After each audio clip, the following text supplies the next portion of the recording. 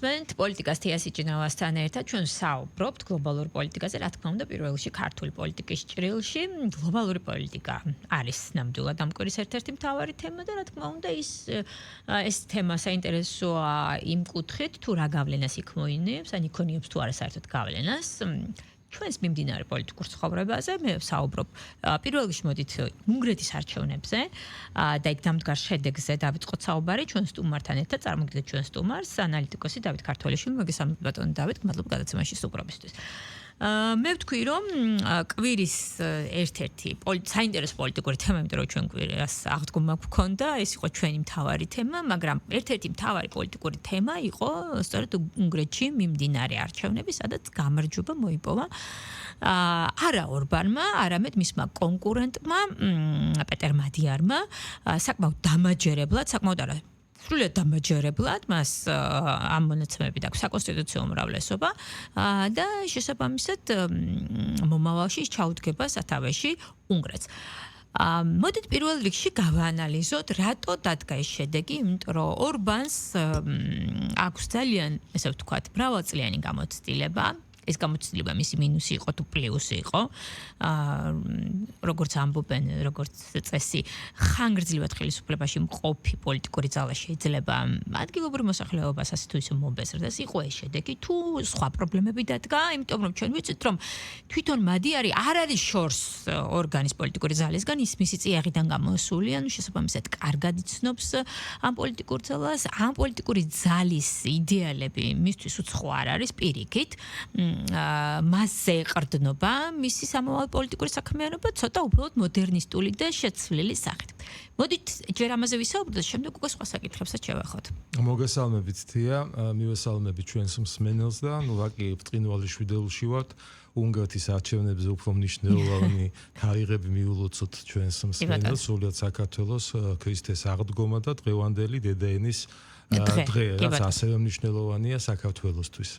რაც შეეხება უნგრეთის არჩევნებს. ევროკავშირის ქვეყნისთვის ქვეყნის სათავეში რომელიმე ადამიანის, რაც უნდა ნიჭიერი პოლიტიკოსი იყოს და თავის ქვეყანაზე შეყვარებული პოლიტიკოსი 16 წელი ქვეყნის სათავეში ყოფნა არის მათი ენით რომ ვთქვათ, რაღაც ბელორუსიზაციის ნიშნები, იმ ბელორუსიზაციის, რომლის ლიდერს ზუსტად ამისთვის აკრიტიკებენ და დიქტატორის კატეგორიაში გაყავთ. ამიტომ რასაკვირველია ვიქტორ ორბანისთვის მე-17, მე-18 და 22 წელიწადი ხელისუფლებაში ყოფნის, ხომ, ქვეყნის ლიდერად ყოფნის, ამას არ დაუშვებდა თვითონ ვიქტორ ორბანი და როგორც ფეხბურთში არსებობს ესეთი მომენტი, ხო? ღვაწლმოსილი ფეხბურთელისთვის, რომ თავისი საბოლოო მატჩით გაახაროს მაყურებელი და დაუთმოს მოედანი თავის ვიღაც ახალგაზრდა შემცვლელს, ხომ?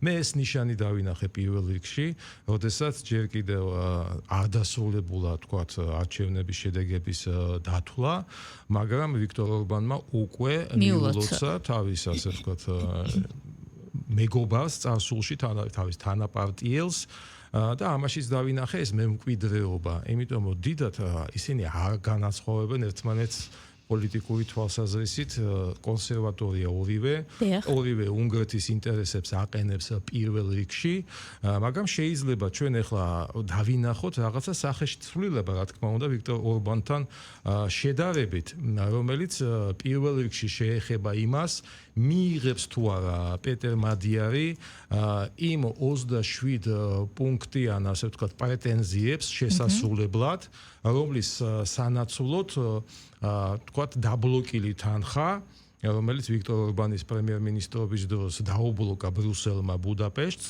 რომ მოხდეს აი ამ ბლოკის ახსნა, ხომ? მაგრამ იმ 27 პუნქტში ისეთი პოზიციები არის ჩამოთვლილი, აი სუიციდის ტოლფასი იქნება. განსაკუთრებით შიდა პოლიტიკურ რეფორმებს გულისხმობთ. არა, მხოლოდ შიდა პოლიტიკურ, იქ არის ჩადებული ისევ და ისევ მოზარდების სქესის შეცვლასთან დაკავშირებული კანონმდებლობის. ანუ ორბანის მიერ მიღებული გადაწყვეტილებების საწინააღმდეგო. ერთსქესიანი ქორწინებების დაშვება და ანუ ის ყველაფერი რაც არ შედის დღის წესრიგში პეტერ მადიარის პოლიტიკური დღის წესრიგში და რასაც დიდი ალბათობით, რა თქმა უნდა, ის არ დათანხმდება. ეს ერთი. მეორე ყველა უყურებს იმ ვეტოს მოხსნას, რომელიც დაადო ვიქტორ ორბანმა იმ 90 მილიარდიანი პაკეტის გამოყოფაზე უკრაინისთვის და თითქოს ამას მთელი ევროკავშირი ახლა ელოდება ესპანეთი, საფრანგეთი, ძალიან ბევრი ქვეყანა ჩემთვის ხომ მადიარმა მე მგონი ამას უკვე გასცა პასუხი გუშინ, ხო? კი, მაგრამ ეს არის ძალიან საინტერესო თემა და ამას შევეხო და აუხსნა ჩვენს მსმენელს. წლების განმავლობაში ვიქტორ ორბანი ესპანეთისთვის, საფრანგეთისთვის, არ ვიცი, გერმანიისთვისაც, თქვენ იტალიისთვის განსაკუთრებით იყო ფარი, რომელიც იცავდა ამ ქვეყნებს აი ამ 90 მილიარდიან პაკეტში საკუთარი დასუსტებული ეკონომიკების წილობრივ, ასე ვთქვათ, გადაცემაზე. ანუ გარე საიმიჯოდ ისინი აყენებდნენ მუდმივად ამ საკითხს, მაგრამ თუ კი არ გამოდიოდა, განტევების ვაცი იქნებოდა ორბანი. კი, დეკლარაციების და ლოზუნგების დონეზე, რა თქმა უნდა, ისმოდა აღშფოთებული შეშფოთება, ნუ როგორ კაცო უკრაინის ბედი არ გაღელვებს, რატომ ადებ ვეტოს, მაგრამ დღეს პეტერ მადიარი ამ საკითხშიც თავისუფალია, იმიტომ რომ 2025 წლის დეკემბრის შეთანხმებით უნგრეთი განთავისუფლებული იყო ამ პაკეტში უნგრეთის ეკონომიკის მხრიდან თავისი ეს თქვა წვლილი შეტანაზე. ამიტომ რომც მოუხსნას ვეტო პეტერ მადიარმა და მოუხსნის დიდი ალბათობით ძალიან საინტერესო პროცესები იქნება. ხო, მადიარმა ესე განმარტა ეს მე არ შეგიშლით ხელს, მაგრამ მე თვითონ არ მივიღებ ამ პროცესში მონაწილეობას. ანუ უნგრეთი არ გადაიხდის ამ თანხას და მთელ პასუხისმგებლობას დააკისრებს იმ ქვეყნებს, რომლის ეკონომიკაც როგორც თქვენ ამბობთ ვერ გაუძლებს ამ ყველაფერს. რა თქმა უნდა, ვერ გაუძლებს და მე ვშიშობ და შეიძლება პროგნოზიც გავაკეთო, იქნებ გამართლდეს. ეხლა დაიწყება კულუარული ნადირობა რობერტ ფიცოს პოზიციაზე, რომელმაც მარტში უკვე განაცხადა, რომ სლოვაკეთი მზად არის რამე რომ იყოს, ვიქტორ ორბანის მიერ დაწყებული ესტაფეტის ჯოხი გადაიბაროს ამ საკითხში. ხო და შეიძლება აქეთ დადგეს რიგი რობერტ ფიცოსთან. არ გაინტერესებთ აი მაგალითად თუ მოიხსნება ეს ვეტო, მე თავად ეს ლიდერები რა მოცემულობის წინაშე დადგებიან? აი ძალიან სერიოზული სოციალურ-ეკონომიკური დარტყმის წინაშე აღმოჩნდებიან საკუთარ მოსახლეობასთან პირისპირ. იმიტომ რომ ბოლო წლებია უკვე გაისმის თუნდაც ისეთი საკითხებში გადახედვა პოზიციების, რომ ეს ემიგრანტები თუ მიგრანტები უკრაინიდან იქნებ მოუხსნათ მათ სოციალური დახმარებები, იქნებ გავაძევოთ თავის სამშობლოში, იქნებ მიიღონ მონაწილეობა საკუთარი ქვეყნის დაცვაში და ასე შემდეგ. თვითონ პეტერ მადიარიც ღიად აცხადებს, რომ ის წინააღმდეგია უკრაინის მომარაგებაზე შეიარაღებით, ის წინააღმდეგია ქვეყნის გაერთიანებაზე ჩრდილოატლანტიკურ ალიანსში თუ ევროკავშირში. ოღონდ ძალიან დიპლომატიურად და ძალიან ასე ვთქვათ ჭკვიანურად აკეთებს ამას ყველაფერს, იძახის, რომ ამის შესახებ მათი ევრო-ჩრდილოატლანტიკური ინტეგრაციის ბედთან დაკავშირებით რეფერენდუმის ჩატარებას ვაპირებოდა. დიდი ალბათობით, სადაც 80%-მდე მიიღო მონაწილეობა ამ არჩევნებში და უდიდესი ნაწილი ელექტორატის წაიღო პეტერ მადიარმა, მის მიერ ამ თემაზე ჩამოყალიბებულ რეფერენდუმში ჩამოყალიბებულ შეკითხვას ასევე დადებითი პასუხი მიეცა. აი, კაი, გადავიდეთ შემდეგ თემაზე. ევროკავშირი. ახლა თქვენ წამოჭერთ ერთი ძალიან საინტერესო საკითხი. იმ 90 მილიარდის დახმარების პაკეტზე უნგრეთის ვეტოდან გამომდინარე. თუ კი ორბანი ამ მართულებით თუ ამ ლოგიკას გავყვებით, სრულიად მისაღები კანდიდატურა უნდა ყოფილიყო ევროკავშირისთვის. მაშინ რატომ ესე ვთქვათ ასე უჭერდა მხარს. შეიძლება ასე ითქვას, ხო შეიძლება ხმამაღლა ასეთი გაცხადებული არ ყოფილიყო, მაგრამ ურსულა ფონ დერ ლაიენის მიერ გაკეთებულ განცხადებას, რომ უნგრეთი ირჩევს ევროპას, სრულიად გაუგებარი ჩემთვის, იმიტომ რომ ორბანსაც და მადიარსაც ერთი და იგივე შეხედულებები აქვთ ფუნდამენტურ საკითხებზე, მაშინ რა შუაში აქვს ევროპის არჩევან არ არჩევა, ცოტა გაუგებარი დარჩება. რა უხაროთ ურსულა ფონ დერ ლაიენს, თუ კი მადიარმა შეიძლება ეს საკითხი, იგივე ვეტოს შესახებ საკითხი თავდაყირა დააყენოს, ეს ერთი. მეორე, შეიძლება კი ალბათ დააყენებს, იმიტომ რომ მან უკვე განაცხადა, რომ არ შეუშლის ევროკავშირს ხელს ამ 90 მილიარდის გაცემასთან დაკავშირებით და მეორე თუ მათ მიერ მოწონებული და მხარდამჭერი და ევროპის არჩევანზე ორიენტირებული მადიარი არსებობს. მაშინ წინაპირობების დაყენება რასაჭიროა ერთგვარი 27 პუნქტად გაწერილი, ანუ ერთგვარი მოთხოვნა თუ კი მადიარი ისედაც მათი ღირებულებების გატარებას ადირებს. მაშინ რასაჭიროა 27 პუნქტი რაში დასჭირდა. ცოტა გაუგებარია თავად ევროკომისიის ეს ახტაცება თუ არა ახტაც. ვერ გავიგე მოკლედ ხო შემოგვიძეთ ბატონო თქვენ ამიხსენით. Ursula von der Leyenis სიხარული და რუსთაველის გამზირის კლასტერის სიხარული გადის ერთ კატეგორიაში და ორივე შეიძლება მიუსადაგოთ ის რომ არ გვესმის რისი უხარიათ და რა უხარიათ. ქალბატონ ურსულას მხრიდან კიდევ შეიძლება ეს დავაბრალოთ შეურაცხყოფილი ქალის სიხარულს დავაბრალოთ, რომელსაც ფიზიკურად ვერ იტან, დანახვაზე ვერ იტან და ვიქტორ ორბანს და პერსონალური და გაეხარდა რომ აი ესე შენ, აი ესე მოგივა და ესე მოგივიდა კიდეც, მაგრამ ჩდება მეორე დღე ხო აი რა ქვია შეზარხოშებული სიხარული უკვე თავის ტკივილის ფაზაში რო გადადის მე იწყებ ფიქრს რომ მართლა ისი მიხარია იმიტომ რომ დიდი არაფერი იმით რაც ახლა გაკეთდა აი ამ არჩევნებზე და რა შედეგიც მივიღეთ ხო ბრიუსელის სასარგებლოდ აბსოლუტურად არ არის რა იმიტომ ერთ-ერთი პირველი განცხადება გააკეთა პეტერ მადიარმა იმის შესახებ რომ დიახ პუტინთან მოლაპარაკებებს ის გააგრძელებს იმიტომ რომ ეს შედის მისი ქვეყნის და მისი მოსახლეობის ინტერესებში ხო გეოგრაფია არის გეოგრაფია რა თქმა უნდა ეს ერთი მეორე აუცილებლად მიაწვება ის ზელენსკის, რომელსაც ასევე ძალიან გაეხარდა პეტერ მადიარის არჩევა, რომ ის ნავთობსადენი დრუჟბა, რომელსაც შენ ხელოვნურად გვიკეტავ, დროზე გამოუშვი იქიდან რუსული ნავთობი ჩემი ქვეყნის ინტერესების სასარგებლოდ, ხომ?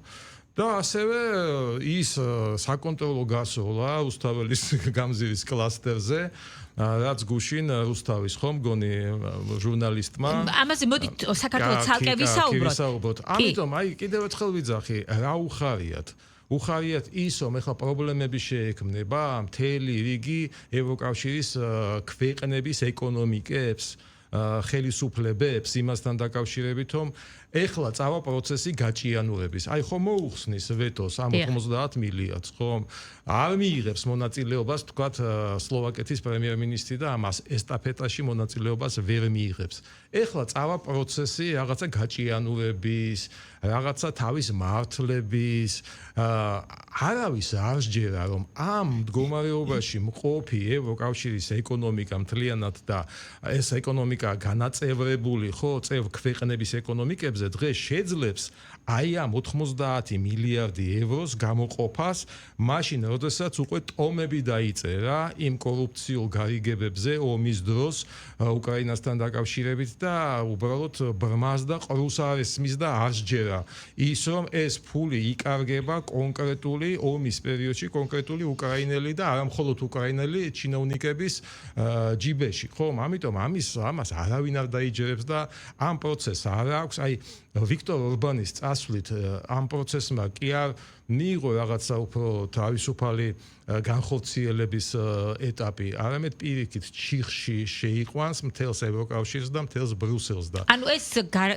გარეგნული სიხარული, რომელიც გამოხატეს მადიარის გამარჯვებასთან დაკავშირებით, მხოლოდ ფასადური იყო და არანაირი გულწრფელობა. არანაირი, აბსოლუტურად, იმიტომ ყველა დაინახავს ეხლა რომ უნგრეთი უპირველეს ყოვლისა იქნება პეტერ მადიარის ძირითადი დევიზი, რომ პეტერ მადიარი რეფერენდუმის სახით ყველაფერს გააკეთებს იმისთვის, რომ რაღაცა თეორიული შანსებიც კი უკრაინის რომელიმე ბლოკში გაერთიანების, ხომ, ეკონომიკურში თუ სამხედროში, უბრალოდ მოკლებულია და მოხსნილია დღის წესრიგიდან. და რაც შეეხება იმ კონსერვატიულ საკითხებს, რომელზედაც ხშირად აკრიტიკებდნენ და განსაკუთრებული კრიტიკის ობიექტი იყო ორბანი ევრობიუროკრატების მხრიდან, ამას შეეხება თუ არ შეეხება თქვენ ეს? ის რაც ჩამოთვლილია იმ 27 პუნქტში, რომელსაც ითხოვს ბრიუსელი. შანსი არ აქვს ეს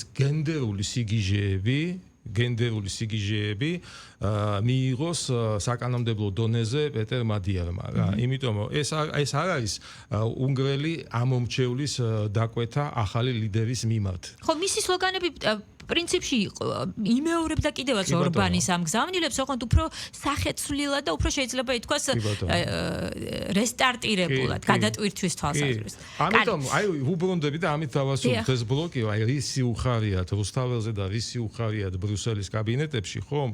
აი ეს დავტოვოთ მართლა ძალიან ამოუხსნელ ამოცანას. კი ბატონო, შეიძლება დავინახოთ ახალ მომავალში როგორ შეიძლება განვითარდეს ეს მოვლენა. ეხლა მოდით უშუალოდ საქართველოსთან დაკავშირებით ვიკითხოთ ეს თემა რატო არის საინტერესო, იმიტომ რომ ჩვენ გვახსოვს უნგრეთის ძალიან დიდი მხარდაჭერა და პოზიცია, როდესაც ამ ვეტოებზე ვსაუბრობდით, საქართველოს წინააღმდეგ კონკრეტული გადაწყვეტილებების შესაფერხებლად. ანუ უნგრული ვეტო ერთ-ერთი მხარდაჭერი იყო, რომ საქართველოს დაეცვათ ძალიან უსიამოვნო პროცესებისგან. შეიძლება თუ არა შეიცვალოს მოცემულობა, განსაკუთრებით მას შემდეგ, რაც პეტერ მადიარმა საქართველოსთან დაკავშირებით პირველი განცხადება უკვე გააკეთა, ძალიან მოულოდნელად მგონი, პირველივე დღეს არ ველოდით ყოველ შემთხვევაში პოზიციის დაფიქსირება საქართველოსთან დაკავშირებით, მაგრამ მან ცალსახად განაცხადა, რომ საერთოდ არ აპირებს ორბანის მიერ დამეგობრებული ქვეყნებთან ურთიერთობის გაფუჭებას, მას არანაირი ამის გავს ინტერესი არ აქვს. პირიქით, დიდი სიამოვნებით ჩამოვა თბილისში და იქნება სტუბარი. ანუ რატო უნდა ველოდოთ, რომ შეიძლება პეტერ მადიარმა თუნდაც იგივე ვეტოსთან დაკავშირებით გააგრძელოს ორბანის ხაზი, რა ინტერესია, ეს ერთი. მეორე, როგორ დავაყენებდი ამ საკითხს, იცით, მადიარს აქვს ნათქვამი, რომ ის უფრო მოქნილად და დიპლომატიურად დაელაპარაკება ბრიუსელს. ანუ შეიძლება რაღაც საკითხებზე შემთხვევით ნაბიჯი გადადგას, მაგრამ ამით უფრო მეტი მოიგოს, მაგალითად რაღაც საკითხებზე არ თმოს თავის პოზიციები. ხوار შეიძლება ეს რაღაც საკითხებზე შემხედრი ნაბიჯი სწორედ ისეთი საკითხი იყოს, როგორც არის საქართველოსთან დაკავშირებით. თუ შეიძლება ბრიუსელს საერთოდ სხვა მოცემულობა დაუდგა დღეს საქართველოსთან დაკავშირებით და საერთოდაც აღარ განიხილოს სანქციების თემა. აი როგორ უყურებთ ამ კონტექსტში საქართველოს მომავალს? დღეს საქართველოს მომავალი იმაშია, რომ ყველას სჭირდება, აბსოლუტურად ყველას. ჩრდილოეთს, სამხრეთს, აღმოსავლეთს, დასავლეთს. ვინაიდან თვითონ აი ჩვენს გარშემო, ჩვენს რეგიონში ზევით, ქვევით, გვერდით და ასე შემდეგ ისეთი სიტუაცია შეიქმნა, რომ ჩვენ დროებით ალბათ ან დიდი ხნით ვერ გეტყვით, მაგრამ გვეძლევა ეს უნიკალური მონოპოლისტის ფუნქცია, რომელმაც უნდა მოამარაგოს აღმოსავლეთიდან იგივე ევროკავშირი და იგივე უნგრეთი მათ შორის იმ ციფრულ ტექნოლოგიური შესაძლებლობებით, ენერგეტიკული შესაძლებლობებით, ელექტროენერგიის თვალსაზრისით და ასე შემდეგ. აი დღეს სხვათა შორის მწვანე კაბელის საკითხს ორმაგი ინტერესის სტატუსი მიანიჭა ევროპა საბჭომ. ეს ძალიან მნიშვნელოვანი პროექტია. აი ხო, ეგეც უნდა მეთქვა, რომ მწვანე, ასე ვთქვათ, ენერგეტიკის თვალსაზრისითაც სადაც საქართველოს არ გაჟღერებულა იმ დონეზე, რა დონეზეც ეს აღჟღერეს, ვთქვათ, ევროკავშირის სივრცეში, აი ამაშიც კი საქართველოს მიიღებს ერთ-ერთ წამყვან ვთქვათ თავის ადგილს მთელ მსოფლიო ეკონომიკაში და ენერგეტიკაში და დღეს საქართველოსთან ურთიერთობების გაფუჭება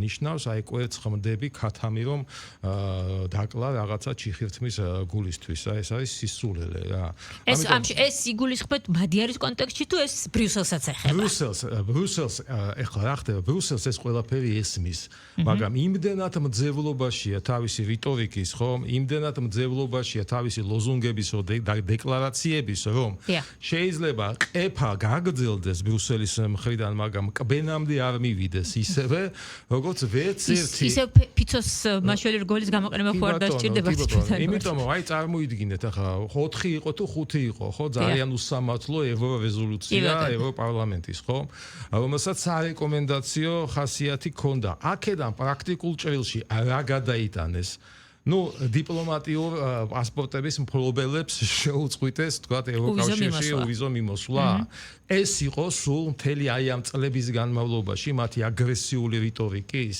ან რომელ საკვანძო საკითხში მოიპოვეს წარმატება რომელი ხალხზე და ბავშვებზე ორიენტირებული კანონი გაგვაუქმებინეს ამიტომ ყველაფერი იქნება კარგად და სწორად ანუ არ გაქვთ მოლოდინი გართულების ამ მიმართულებით არც მადიარის მხრიდან კარგი, ძალიან დიდი მადლობა ბატონ დავით, ჩვენ კიდევ რამდენიმე საკითხი გვინდოდა განგვიხილა, მაგრამ იმდენად საინტერესო წავიდა საუბარი უნგრეთთან დაკავშირებით, მთელი საუბარი დაუთმეთ ამ მიმართულებას. მადლობთ კიდევ გვესტუმრეთ და გავაგრძელოთ შემდეგ სხვა თემებზე საუბარი. ასეთი იყო დღეს ჩვენი განაცემა, ჩვენ ზუსტად ერთ კვირაში ამავე ტალღაზე შევხვდებით ერთმანეთს დროებით.